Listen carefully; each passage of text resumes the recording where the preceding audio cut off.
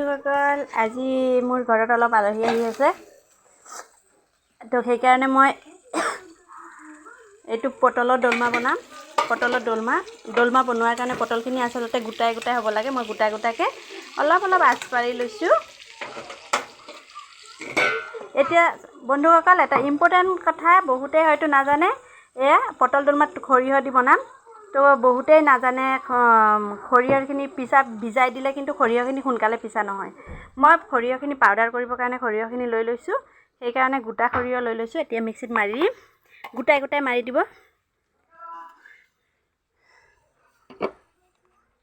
গোটাই গোটাই মাৰি দিব লাগে সৰিয়হখিনি।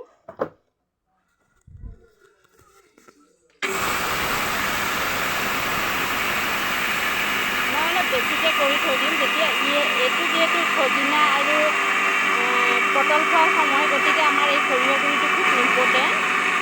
সেইকাৰণে মই বেছিকৈ মাৰি থৈ দিছোঁ।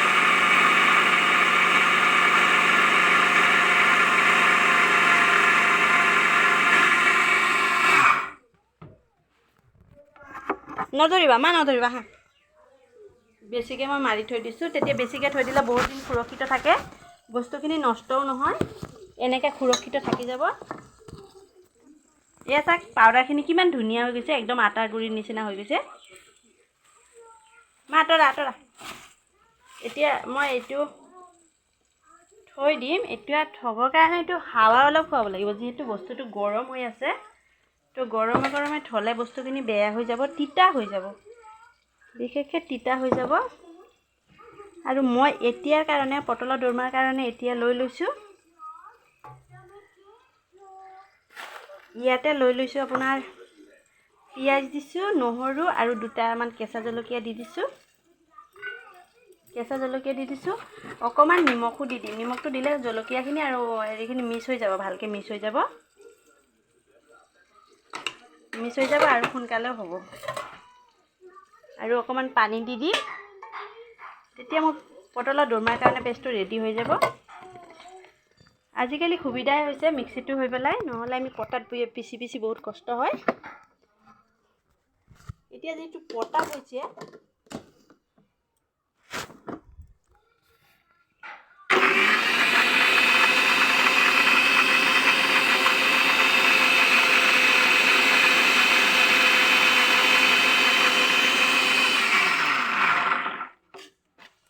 এইয়া মোৰ ৰেডি মোৰ ৰেডি হৈ গৈছে। আলহী আহিবৰ কাৰণে আমাৰ মাইনাৰ পূৰা ধুমধাম কৰি আছে না মাইনা। তোমাৰ মনটো ভাল লাগিছে নে বেয়া লাগিছে? মনটো ভাল লাগিছে। এয়া চাওক বন্ধুসকল, পেষ্টটো পূৰা ৰেডি হৈ গৈছে। দোলমাৰ কাৰণে পেষ্টটো একদম ৰেডি হৈ গৈছে। এতিয়া কৰণীয়খিনি হৈছে,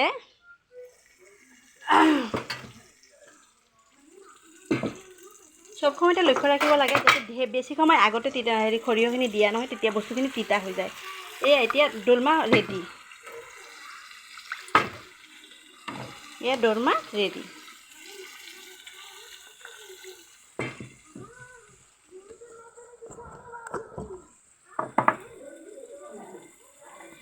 মোৰ এই বস্তুটো প্ৰায় মানে বিশেষকৈ মোৰ ভনীজোৱাই খুব ভাল পায়, মোৰ হাতৰ এই দোলমাটো খাবলৈ খুব ভাল পায়।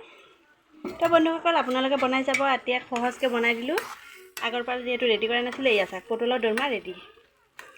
এতিয়া কালাৰৰ কাৰণে আপুনি কৰিব পাৰে কি, যিহেতু কালাৰটো আমাৰ মানুহৰ কালাৰটো মেইন কথা। তো কালাৰৰ কাৰণে মই বেছিকৈ জলকীয়া নিদিওঁ, যিহেতু সৰু সৰু ল'ৰা ছোৱালী আছে। এয়া জলকীয়া গুড়ি অলপ দি দিছোঁ, আৰু অকণমান চেনি দি দিব। অকণমান চেনি দিলে কি হয়, বস্তুখিনি কালাৰটো খুব ধুনীয়া হয়। এয়া অকণমান চেনি দি দিছোঁ, বেছি নহয়, অকণমান দি দিছোঁ। সৰিয়হটো বাৰু এনেও সোৱাদৰ মিঠাই হয়, তো অলপ সৰিয়হত আপোনাৰ অলপ চেনি দিয়াৰ পিছত আৰু অকণমান সৌন্দৰ্য হৈ যায়।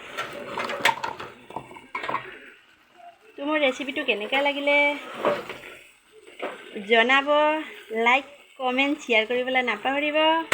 তো বন্ধুসকল, এয়া চাওক পটলৰ স্পেচিয়েল ৰেচিপি এয়া চাওক। এতিয়া এয়া দুটামান জলকীয়া দি দিলে যোনে যোনে জলকীয়া খাবলৈ ভাল পায় তেওঁলোকে এইটো খাব পাৰে।